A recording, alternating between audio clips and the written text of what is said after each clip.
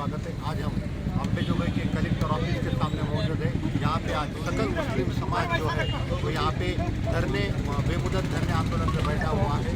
Ramesh sir अपने साथ है। तो मुस्लिम समाज जो अभी की मौजूदा हुकूमत है उनसे क्या उम्मीद रखती है और ये जो अभी आंदोलन है उसकी दिशा क्या है, उस सिलसिले में हम उनसे बातचीत करेंगे। नमस्ते सर, एमजीएम चैनल में आपका स्वागत है सर। अभी जो आपका धरने आंदोलन है उस सिलसिले में आप मौजूदा हुकूमत सरकार जो है उसके बारे में क्या कहना चाहते हो और उनसे क्या उम्मीद रखते हो आप?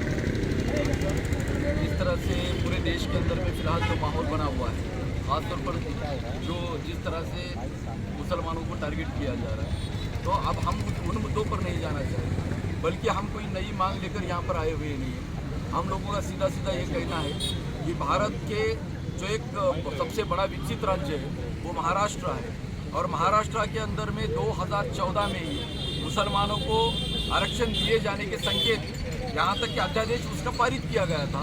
उसके बाद जब देवेंद्र फडणवीस सरकार ने उसको नामंजूर कर दिया और उसको डिसॉल्व कर दिया, उसके बाद जब मामला कोर्ट में गया तो कोर्ट में जाने के बाद उस आरक्षण को दिए जाने का सजेशन जो है वो ऑलरेडी कोर्ट ने दिया हुआ है, कोर्ट ने उसको मंजूर किया हुआ है।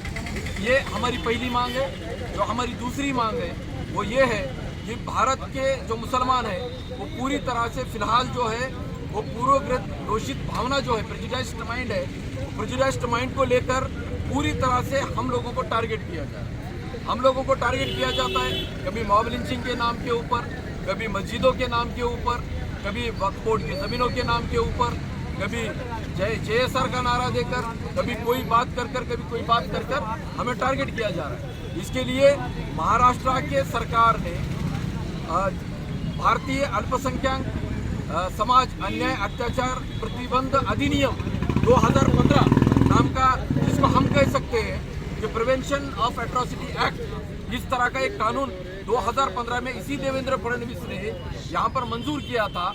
और हम ये चाह रहे हैं कि जिस तरह से महाराष्ट्र के हुकूमत को कोर्ट ने आदेश दिया है कि भारत के मुसलमानों को आरक्षण दिया जा सकता है, उसी तरह से मौजूदा महाराष्ट्र के होम मिनिस्टर और deputy chief minister Devendra Fadnavis के सरकार ने एट्रोसिटी एक्ट जैसा एक कानून मुसलमानों के लिए भी मंजूर किया था, उसको लागू किया जाए। और जो तीसरा जो मुतालबा हमारा है, जो तीसरी जो हमारी मांग है वो ये है, जिस तरह से आप देख सकते हैं आरक्षण, संरक्षण, और जो तीसरा मुद्दा है वो है शिक्षण।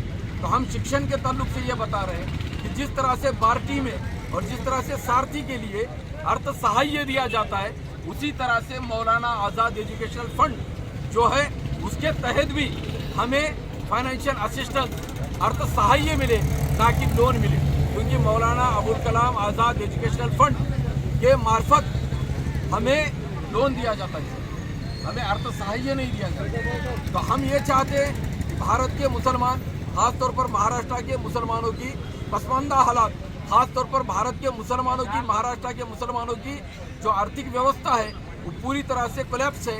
इसके वजह से भारत के मुसलमानों के आर्थिक में सुधार लाना है, सामाजिक सुधार लाना है, पॉलिटिकल रिप्रेजेंटेशन चाहिए। तो हमें शिक्षण बहुत अच्छे किस्म का चाहिए और उसके लिए महाराष्ट्र में एजुकेशनल फंड को बढ़ावा दिया जाए, मुसलमानों के लिए एजुकेशन के तौर पर खास सुविधाएं निर्माण की जाए। इसी इस धरने के पीछे का मतलब हमारा मकसद है। और ये जो धरना है वो बेमुदत है। जब तक महाराष्ट्र सरकार हमें इन सारी सुविधाओं को प्रदान नहीं करती तब तक हमारा आंदोलन इंशाल्लाह जारी रहेगा। ये अम्बेजोगाई शहर अभी आगे जाके भीड़ और महाराष्ट्र में आपका कुछ व्यापक ऐसी संकल्पना है क्या?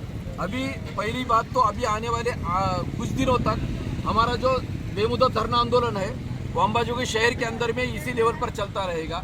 बाद में हमारे जितने सारे अंबाजोगाई शहर के फिक्र मिल्लत के और समस्त मुस्लिम समाज के जिम्मेदार हैं, वो अंबाजोगाई शहर के अतराफ के जो तालुके हैं, जो ज़िले हैं, उनके साथ हम लोग संपर्क में हैं। अब हम पहले ये देखने वाले हैं कि सरकार को मुसलमानों को नागरिक बोलकर देखने के लिए सरकार कितनी रुचि रखती है, सरकार हमारे प्रति कितनी कटिबद्ध है, कितनी जिम्मेदार है, वो हम देखेंगे। और उसके बाद आने वाले वक्त में इस बात को नकारा नहीं जा सकता कि अगर ये आंदोलन बेमुद्दत अंबाजोगाई शहर के अंदर में चलता रहा और अगर सरकार की तरफ से अगर पॉजिटिव रिस्पॉन्स अगर हमें नहीं मिला तो ये वक्त ज़रूर आने वाला है कि यही आंदोलन की जो आग है पूरे महाराष्ट्र में जाएगी और हम पूरे महाराष्ट्र के अंदर के लोगों को यहाँ पर मुसलमानों के लिए आरक्षण, संरक्षण और शिक्षण की मांग करके देते हुए बाहर भी निकल सकते हैं। शुक्रिया।